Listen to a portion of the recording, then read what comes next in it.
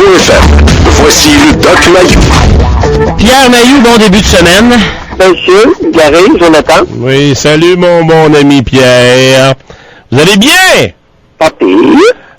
Vous qui aimez bien utiliser l'expression société matriarcale, j'étais très intrigué hier matin quand je me suis levé, j'ai eu une pensée pour vous.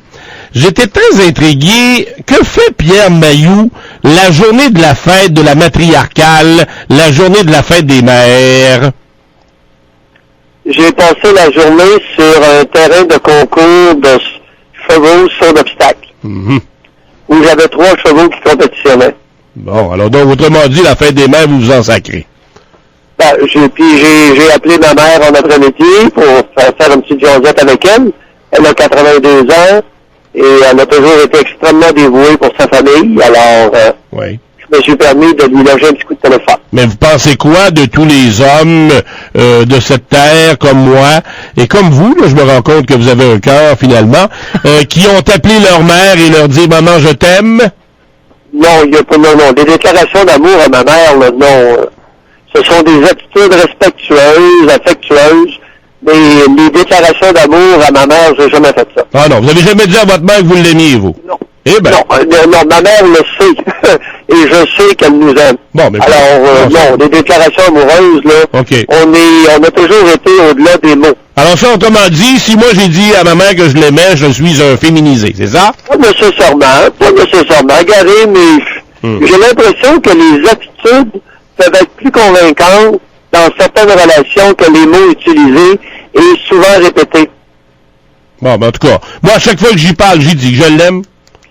Écoute, ça te regarde. Ben, c'est ça, c'est chacun ses affaires, là. Chacun ses babelles. Maintenant, important, c'est pas tant les mots que les attitudes. Ben oui, mais les attitudes, c'est quoi? Parce il faut pas oublier que la fête des mères, c'est la fête de l'hypocrisie au Québec. Ah, comment ça? C'est la fête de l'hypocrisie. Écoute, c'est malheureux, mais c'est comme ça. Alors, oui. Élaborez un peu, Doc.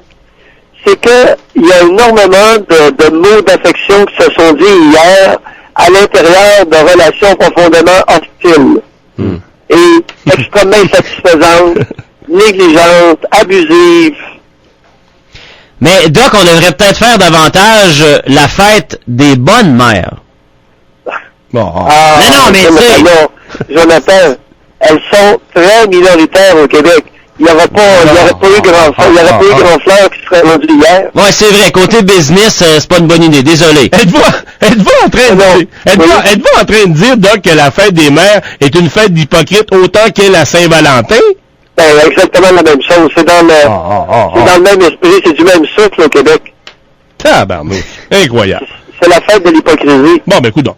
OK. Alors, combien d'enfants, de filles qui ont été négligées, traités de putain par leur mère, dénigrés, rabaissés par la mère, qui hier sont allés écrire des cartes affectueuses et reconnaissantes à leur mère. Voyons. Je pense que... Comment peut-on appeler un individu un geste de reconnaissance alors qu'il n'y a rien de bon à reconnaître, ou à peu près rien?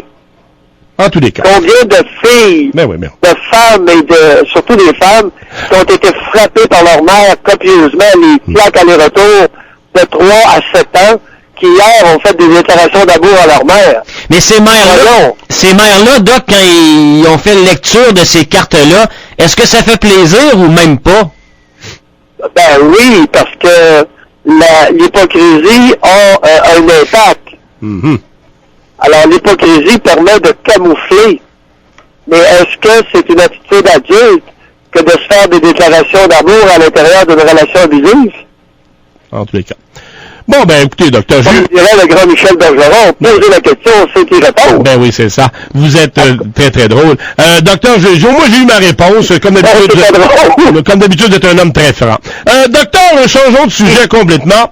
Parlons plutôt du beau Maxime Bernier, le ministre, qui a vu sa blonde au gros teton être dénigrée sur la place publique parce qu'elle a couché avec des hells. Vous en pensez quoi, Doc? C'est pathétique et très interpellant pour toute la société canadienne. Alors, Maxime Bernier, j'ai l'impression a joué avec les poignées de sa tombe politique et devra probablement se retirer. Parce que tout citoyen qui a un once de jugement va devenir méfiant et s'interroger sur le jugement de ce gars-là.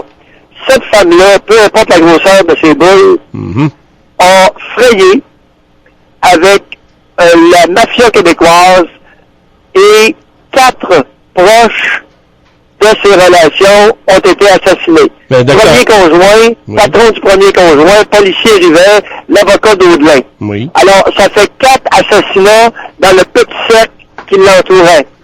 C'est trop, it's too much. Non, mais docteur, à ma connaissance, cette belle Julie, elle s'appelle Julie Couillard, elle n'a pas de dossier criminel, docteur. C'est quoi l'histoire de traîner dans le bout? Non, regarde. C'est que je viens de dire qu'elle a frayé avec la mafia intimement, avec la mafia québécoise. Ouais, puis? Pardon? Un docteur a frayé, puis... Alors, elle est un risque pour la sécurité du pays. Bon. Rien de moins. En tout cas, il y a des choses bien pires. Alors, son deuxième mari, le premier conjoint, a été assassiné. Le deuxième est un crotté, OK, qui serait devenu supposément délateur pour la police. Ben oui. Hey, arrêtez, là, s'il vous plaît. Ben oui, on met les freins. Ben oui. On débarque de l'autobus, là. D'accord. Ouais, mais Doc, si tout citoyen, je vous le dis, je connais suffisamment le psychisme humain pour vous dire que le citoyen canadien qui a un once de jugement va dire c'est bien regrettable, Maxime Bernier n'a pas de jugement, et à titre de ministre des Affaires étrangères, nous expose. C'est même pas de ça que je voulais vous parler un matin, docteur. Moi, je voulais parler de ce que vit la fille, c'est tout. Moi, Maxime Bernier, je sais que c'est un idiot. Quand je l'ai vu aller mener des Joe Louis aux soldats de l'armée canadienne, c'est un épais, je le sais. Bon. Mais moi, je parlais... Joe Louis, ça aurait pu passer, Gary. Bon. Mais... la Julie, là, ça passe pas. Mais c'est correct. Mais si Maxime Bernier est pompiste chez SO, on n'en parle pas de cette histoire-là, là, c'est sûr. Oui, parce qu'il n'expose pas le pays à des risques de sa sécurité. Je répète, docteur, c'est pas là-dessus que je voulais aller. Moi, je voulais parler de la fille, puis vous voulez pas en parler de la fille. Non, attends un petit peu. Bon, une chose à la fois, Gary. Bon, OK, on parle maintenant de la fille en question. C'est que cette femme-là est extrêmement énigmatique. Extrêmement énigmatique. Je ne sais pas quoi penser de cette personne-là. 4 personnes dans son cercle de connaissances auraient été assassinées. Alors, Gary, dis-moi en plus, là, parce que cette femme-là est épeurante. Ben moi, docteur, je vais répéter ce que j'ai dit tantôt. Si elle n'a pas de dossier criminel en ce qui me concerne, je ne la jugerai pas sur la place publique. OK, là? C'est tout. On ferme les livres. Oui, mais regarde, c'est que t'as beau vouloir ne pas la juger sur le plan personnel. Elle a vécu l'intimité avec notre ministre des Affaires étrangères, qui amène avec lui des mallettes, des dossiers secrets, des dossiers ultra secrets. Cette femme-là, qui a frayé avec intimement pendant des années avec la mafia québécoise, a accès, voit défiler devant elle des dossiers ultra secrets. Ben oui, mais ça, on en a parlé. Et c'est sûr qu'elle a encore des contacts dans le monde du crime organisé. On n'en a aucune idée, les amis. Ouais. Cette femme-là est énigmatique. Ouais. Ben oui. Ben en tout cas. Alors, elle est épeurante pour une société. Ben moi, elle serait devant moi, docteur, et elle ne me ferait pas peur. Je peux vous le dire, je plierais les genoux comme tous les mâles qui la rencontreraient. Même vous, docteur, vous avez peut-être juste un genou, mais vous plieriez vous aussi vos genoux. Non, d'abord, premièrement, elle a déjà été attrayante. C'est une femme de 38 ans. Oui, c'est mon style. Qui commence à démontrer des signes d'agisme. Elle est particulièrement un peu ronde. Ah bon? Elle n'est pas particulièrement mince. La façon dont elle s'habille, c'est assez ordinaire. Ça fait un peu cheap. D'accord. Ça fait pas de classe. Elle est allée à une soirée d'assermentation de son conjoint. C'est sûr, tu vas me dire, c'était surtout anglophone, oui. Maintenant, quand quelqu'un n'a pas de classe, peu importe la langue parlée ou la culture, ça n'a pas de classe. Alors, demain, docteur, mardi... Alors, ça, je peux te dire, ce que j'ai vu, ce qu'on en sait, c'est une femme qui, effectivement, a frayé avec des crottés et n'a pas de classe. Alors, si tu veux savoir ce que je pense, c'est ça. Vous l'avez dit, j'ai tout compris, docteur. Encore une fois, je ne suis pas sourd. Et je vous souhaite une excellente journée.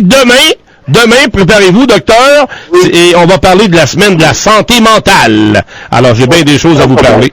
D'accord, docteur? Sans problème, M. Gavet. Au revoir, docteur. OK, ciao. À demain, les amis. Au revoir.